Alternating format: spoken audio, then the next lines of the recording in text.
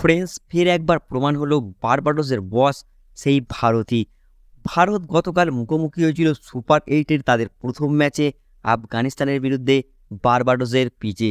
French গতকালের ম্যাচে টসে জিতে প্রথম ব্যাটিং করার সিদ্ধান্ত নেয় রোহিত অ্যান্ড কোম্পানি, কিন্তু প্রথমে ব্যাট করার সিদ্ধান্ত নিলেও প্রথমে তাদের মনের মতো শুরু করতে ব্যর্থ হয় ভারতীয় ক্রিকেট টিম।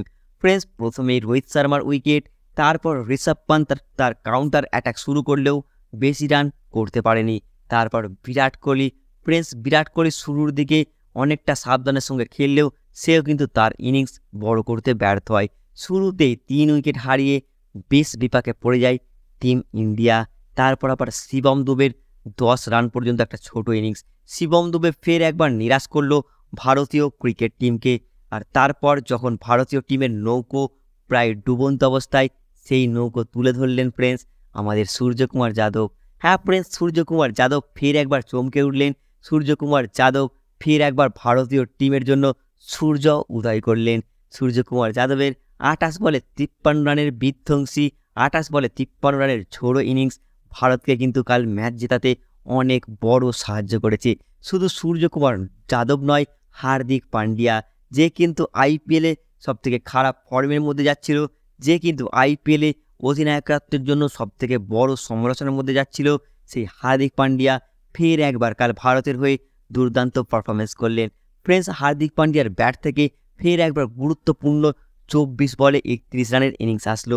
আর ফ্রেঞ্চ সূর্যকুমারের 53, হার্দিক পান্ডিয়ার 31 আর শেষ সময়ে আকসার পাটেলের 12 রান, এই 3 জনের ফ্রেঞ্চ ইনিংসের সুবাদেই ভারত কিন্তু শেষ পর্যন্ত 181 রান তুলতে আর 182 রানের টার্গেট নিয়ে নামা আফগানিস্তান দল গুটিয়ে যায় মাত্র 134 রানে।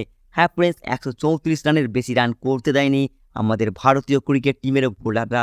ব্যাটসম্যানদের মধ্যে সূর্যকুমার যাদব আর হার্দিক পান্ডিয়ার ভালো ইনিংস থাকলেও বোলাররা কিন্তু সবাই একতাভাবে সবাই কিন্তু ভালো পারফরমেন্স করে দেখিয়েছে আফগানিস্তানের বিরুদ্ধে প্রথম ম্যাচে। আর যদি খাস করে সবথেকে ভালো পারফরমেন্স বলো, তাহলে ফ্রেন্ডস ফের একবার বুমরার অসাধারণ পারফরমেন্স আমরা দেখলাম। বুমরার আগুনে বোলিংয়ের কাছে মাথা নত করলো আফগানিস্তান ক্রিকেট দল। ফ্রেন্ডস, সেই বুমরা, সেই শ্রেষ্ঠ বলার, সেই বিশ্ব ক্রিকেটের শ্রেষ্ঠ বলার আবারও তার পারফরমেন্সের মাধ্যমে বিশ্ব ক্রিকেটকে দেখিয়ে দিল তাকে কেন শ্রেষ্ঠ বোলার বলা হয়। আর আমি তো গর্বিত, বুমরার মতো একটা শ্রেষ্ঠ বলার আমাদের দেশের হয়ে প্রতিনিধিত্ব করে, আমাদের ভারতের হয়ে প্রতিনিধিত্ব করে। তাই বুমরা, তোমাকে অসংখ্য ধন্যবাদ, তুমি আমাদের দেশের হয়ে প্রতিনিধিত্ব করো। যাই হোক ফ্রেন্ডস, বুমরার অসাধারণ পারফরমেন্স ছাড়াও আর্শদীপ সিংয়ের 4 ওভারে 36 রান, 3টি উইকেট, আকসার পাটেল 3 ওভারে 15 রান, 1টি উইকেট, হার্দিক পান্ডিয়া উইকেট পায়নি কিন্তু 2 ওভারে মাত্র 13 রান খরচ করে। আর এই ম্যাচে আসা কুলদীপ যাদব প্রথমের দিকটা একটু ছন্দ ছাড়া দেখা গেলেও কিন্তু শেষ পর্যন্ত ঠিকঠাকই বল করলেন। 4 ওভারে 32 রান দিয়ে গুরুত্বপূর্ণ 2টি উইকেট আসলো তার খাতাতেও। জাদেজা 3 ওভারে 20 রান, 1টি উইকেট। আর বোলিং বিভাগের সমস্ত পারফরমেন্স থেকে আমরা বুঝতে পারছি বোলিং বিভাগটা কিন্তু পুরোপুরি সবাই মিলেই একসাথে খুবই ভালো পারফরমেন্স করে দেখিয়েছে। আর পুরো বোলিং বিভাগটার একসাথে দুর্দান্ত পারফরমেন্সের কারণেই আফগানিস্তান মাত্র 134 রানে আটকে গিয়েছে। যাই হোক ফ্রেন্ডস, আফগানিস্তান আজ গতকালের ম্যাচটা হেরেছে 47 রানে। আর এরপর ভারতের ম্যাচ 22শে জুন বাংলাদেশের বিরুদ্ধে। আর বাংলাদেশের বিরুদ্ধে ভারতের দলে পরিবর্তন হবে কিনা সেই নিয়ে মুখ খুলেন ম্যাচের শেষে রোহিত শর্মা। হ্যাঁ ফ্রেন্ডস, রোহিত শর্মা ভারতীয় দলের কি পরিবর্তন হতে পারে সেই নিয়ে একটা কিন্তু বড় ইঙ্গিত দিয়েছে। ফ্রেন্ডস, রোহিত শর্মা ম্যাচের শেষে বলে দেন পরিষ্কার পরিচ্ছন্নভাবে যে পিচ ও পরিস্থিতি দেখে সিদ্ধান্ত নেবে ভারতীয় ক্রিকেট টিম। ওয়েস্ট ইন্ডিজের খেলা হচ্ছে বলেই যে প্রতি ম্যাচে 3 স্পিনার খেলবেন তার কোনো নিশ্চয়তা নেই। রোহিত শর্মা আরও বলেন, পরিস্থিতি এবং প্রতিপক্ষ দেখে আমরা যে কোনো পরিবর্তন করতে পারি। মনে হয়েছিল এই ম্যাচে 3 স্পিনার খেলানো ভালো, তাই খেলিয়েছি।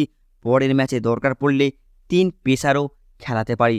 হ্যাঁ ফ্রেন্ডস, এই ইঙ্গিতপূর্ণ মন্তব্যের মাধ্যমে একটা কথা তো পরিষ্কার, পরের ম্যাচে প্রতিপক্ষ বাংলাদেশ পিচ হিসাবে যেমন কন্ডিশন থাকবে বাংলাদেশের বিরুদ্ধে এই উইনিং কম্বিনেশন যেটা গতকাল খেলেছে আফগানিস্তানের বিরুদ্ধে, সেই উইনিং টিমটা নাও খেলতে পারে। সেই বোলিং বিভাগে কিছু পরিবর্তন হলেও হতে পারে, সেখানে আমরা কিন্তু অবাক না হলেই ভালো হবে। কারণ রোহিত শর্মা এই ইঙ্গিতটা দিয়ে দিয়েছে পরের ম্যাচে পরিবর্তন হলেও হতে পারে। যাই হোক ফ্রেন্ডস, কী পরিবর্তন হবে সেই আপডেটটা তো পরে দিয়ে দেবো। যখনই প্লেইং 11 নিয়ে বড় লেটেস্ট আপডেটটা উঠে আসবে তখনই তোমাদের কনফার্মেশন দিয়ে দেবো যে কোন জায়গায় কোন বিভাগে পরিবর্তন হচ্ছে বাংলাদেশের বিরুদ্ধে। আর তোমাদের কি মনে হয় ফ্রেন্ডস, গতকালের ম্যাচটা দেখার পর ভারতীয় দলের কি পরিবর্তন করা দরকার বাংলাদেশের বিরুদ্ধে, সেটা কিন্তু তোমরা অবশ্যই নিচের কমেন্ট বক্সে লিখে জানিয়ে দেবে। আর ভিডিওটি দেখার জন্য তোমাদের অসংখ্য অসংখ্য ধন্যবাদ।